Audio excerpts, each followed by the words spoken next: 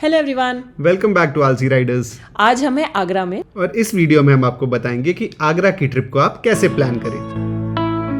हमारे साथ हमारे कॉलेज के फ्रेंड्स सूर्यांश और सृष्टि भी हैं और उनकी बेटी रिद्धि भी।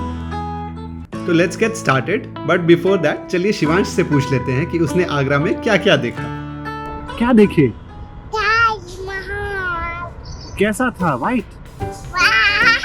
मार्बल का था। मार्बल का था। अच्छा था? हाँ, मजा आया?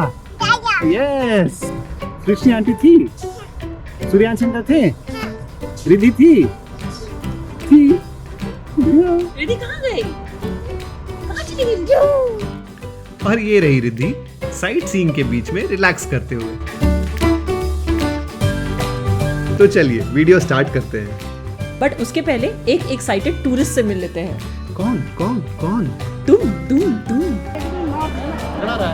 कम पकड़, और ऊपर करो, और ऊपर, और ऊपर। इधर आओ, थोड़ा थोड़ा और हाइट दो, ताज नहीं दिख रहा है। सामने आने दो तब पकड़ाएगा, दूर से नहीं हाँ हाँ, और इतने एक्सपर्ट एडवाइस और कोशिश के बाद finally we were able to achieve it via Photoshop. वाह, मेधा ने क्या मस्त फोटोशॉप किया है। मकबरे से लग रहा है मुमताज बेगम को भी ले आई है। तो let's finally start the video. हाँ, तो चलिए शुरुआत करते हैं कि आगरा कैसे पहुंचे। आगरा की connectivity by air, rail and road काफ़ी अच्छी है। कुछ जगहों से डायरेक्ट फ्लाइट्स भी है, जैसे हमारे फ्रेंड्स ने Hyderabad to Agra direct flight ली थी।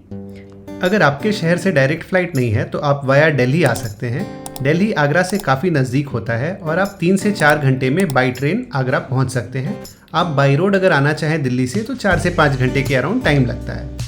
हमने दिल्ली से जर्नी स्टार्ट की थी तो हम ट्रेन से आगरा पहुंचे और हमारे फर्स्ट डे का स्टे हॉलीडे इन में था। वैसे तो holiday in railway station, airport and Taj Mahal से 10 किलोमीटर के अंदर ही है, बट यहाँ पे मेन रोड होता है फतेहाबाद रोड, तो वहाँ से ये थोड़ा हटके है। बट होटल बहुत अच्छा है, MG रोड पे है एंड आसपास आपको खाने पीने के बहुत अच्छे आउटलेट्स जैसे हल्दीराम भी अवेलेबल है। बट अगर आप फतेहाबाद रोड पे रुकना चाहते हैं तो stay tuned in the video, क्योंकि हम अपने नेक्स्ट डे में वहीं पर रुके थे। तो चलिए रूम टूर स्टार्ट करते हैं। सबसे पहले वॉशरूम से। Washroom clean and well ventilated है। अमेनिटीज सारी वॉशरूम में हैं। रूम काफ़ी अच्छा है, वुडन फ्लोर है and the bed is nice. Room में लाइट्स काफ़ी सारे हैं। सामने एक बड़ा सा विंडो है कवर्ड बाय द कर्टन, उधर से डायरेक्ट सनलाइट आता है। There is no balcony attached to the room. First day हमें आगरा पहुंचने में लेट हो गया था and most of the monuments का क्लोजिंग टाइम अराउंड 5:30 होता है, तो इसीलिए हम मेहताब बाग चले गए जो पास में है एंड उसका क्लोजिंग टाइम अराउंड 9 है। ताजमहल यमुना रिवर के एडजेसेंट है और Mehtab Bagh is on the other side of the river, तो यहाँ से आपको ताजमहल का बहुत क्लियर व्यू मिलता है। हमारे शाम का व्यू ऐसा था। नेक्स्ट डे हमने ब्रेकफास्ट किया and then we started for Fatehpur Sikri.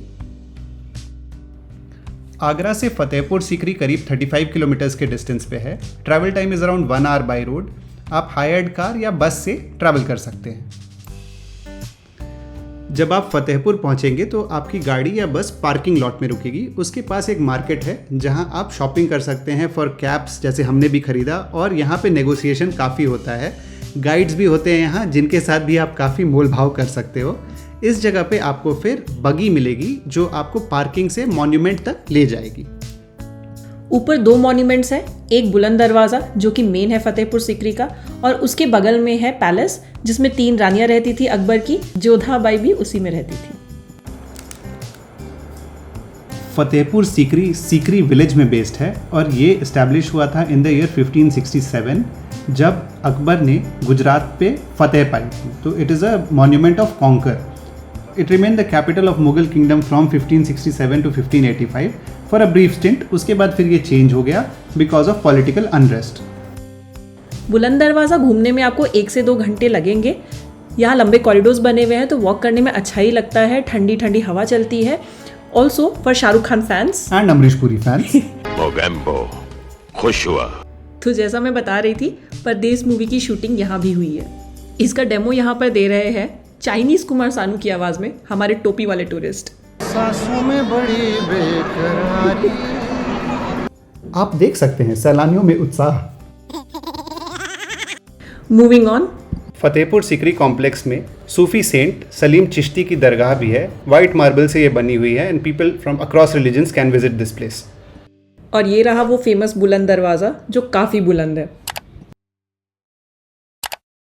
बुलंद दरवाज़ा से नीचे का व्यू बहुत सुंदर है। गाइड्स आपको हिस्ट्री, स्टोरीज सब कुछ बताते चलते हैं। एंड गाइड्स लेने का एक और बहुत अच्छा फ़ायदा है कि वो आपके फ़ोटोज़ बहुत अच्छे क्लिक करते हैं।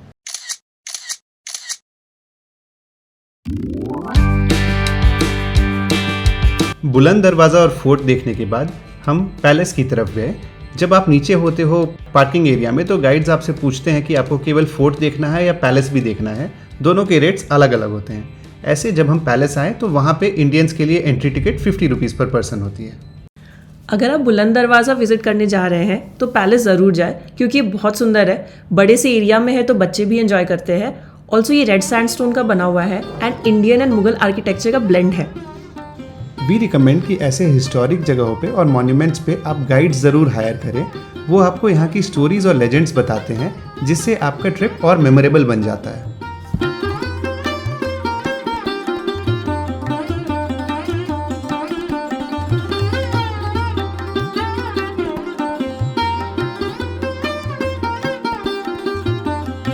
फतेहपुर सिकरी अच्छे से घूमने में आपको 4 से 5 घंटे लग जाएंगे and most of the places in Agra close by 5:30। तो अगर आप रिलैक्स्ड वे में घूमना चाहते हैं तो फतेहपुर सिकरी को 1 डे एक्टिविटी रख सकते हैं।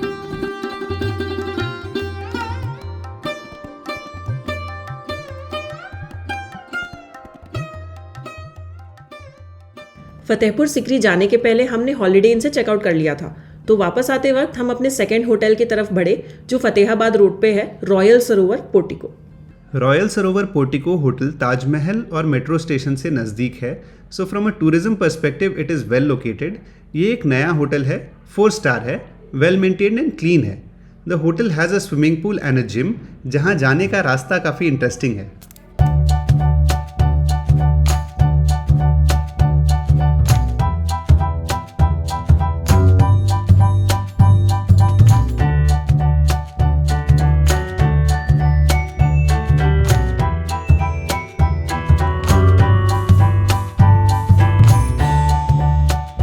रॉयल सरोवर पोर्टिको में हमने एग्जीक्यूटिव रूम लिया था। इस कैटेगरी के रूम्स बहुत स्पेशियस होते हैं। इनफैक्ट वॉशरूम्स भी काफ़ी बड़े हैं, नीट एंड क्लीन है एंड रूम्स में सारे एमिनिटीज़ प्रेजेंट हैं।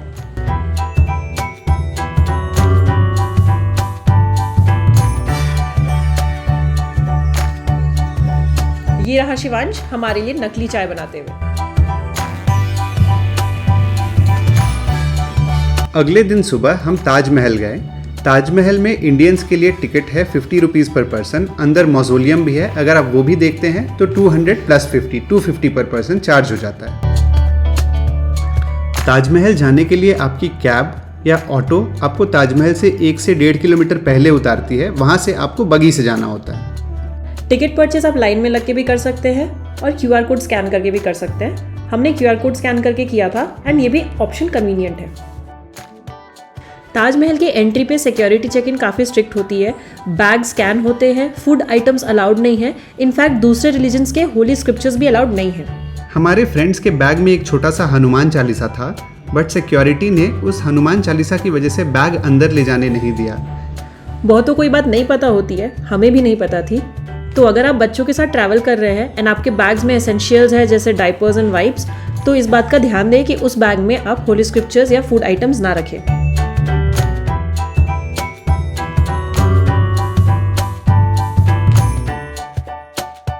कहाँ है ताजमहल? अभी तक नहीं आया। मैडम गाइड लगेगा आपको क्या है गाइड का? 5000 रुपीज़ पर मिनट। 5000 रुपीज़ पर हाँ मिनट। मैडम, सस्ता में दे रहे हैं आपको, जान पहचान के हैं इसीलिए। 5000 पैसा पर आवर। नहीं सर, आप डॉलर्स में देना चाहे तो दे सकते हैं। फाइनली लंबे वॉक के बाद हम ताजमहल के मेन गेट तक पहुंच गए एंड उस गाइड को हमने डॉलर्स में पैसे नहीं दिए। उफ, कैसे कैसे कंजूस टूरिस्ट आजकल आने लगे हैं। तो ये रहा ताजमहल का फर्स्ट व्यू।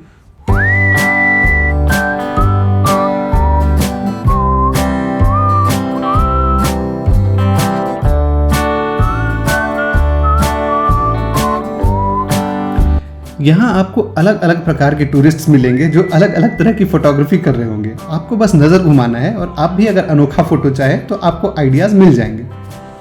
थोड़ा मैं भी इंस्पायर्ड हो गया था। ताजमहल के प्रेमाइसेस में आपको वॉक ज़्यादा करना होता है, तो अगर आप बीच में थक गए या फिर आपको भीड़ ज़्यादा लग रही है तो आप साइड में बने बेंचेस पे आराम से बैठ सकते हैं। पेड़ की छाँव होती है और रिलैक्स कर सकते हैं। हम जैसे यहाँ पे बैठ के 2 मंकियों को बातें करते देख रहे हैं।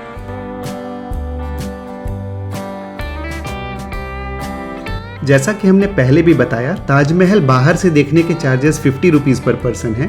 अगर आपको अंदर जाना है ताजमहल के तो 200 रुपीज़ पर पर्सन एडिशनल लगते हैं। ये जो रास्ता हम दिखा रहे हैं वो अंदर जाने का रास्ता है। ताजमहल के अंदर एंट्री से पहले आपको एक शू कवर मिलेगा फ्री ऑफ कॉस्ट। ये आपके 200 रुपीज़ टिकट का ही पार्ट है। ये पहन के ही आप अंदर एंटर कर सकते हैं। और अब हम ताजमहल के अंदर जा रहे हैं।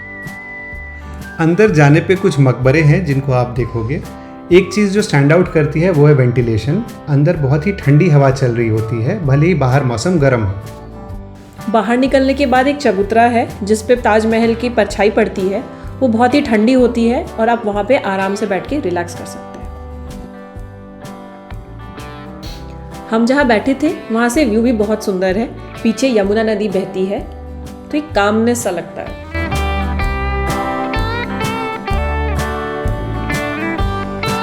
ताजमहल घूमने के बाद आप आगरा फोर्ट जा सकते हैं। ये भी कवर करने में आपको 1 से 2 घंटे तो लगेंगे। आगरा फोर्ट की हिस्ट्री इंटरेस्टिंग है। शिवाजी महाराज और उनके बेटे संभाजी को औरंगजेब ने यहाँ 1666 में धोखे से किडनैप किया था। उसके बाद both of them manage to escape and Shivaji Maharaj became more popular. लोग उनको as a challenge to Mughal देखने लगे। इन अनदर इवेंट औरंगजेब ने खुद के फादर शाहजहां को भी यहाँ किडनैप करके 8 साल तक रखा था। लगता है किडनैपिंग को लेकर औरंगजेब जी काफी पैशनेट थे। तो ये था हमारे आगरा ट्रिप का video. See you soon on our next journey. तब तक के लिए बाय बाय। बाय।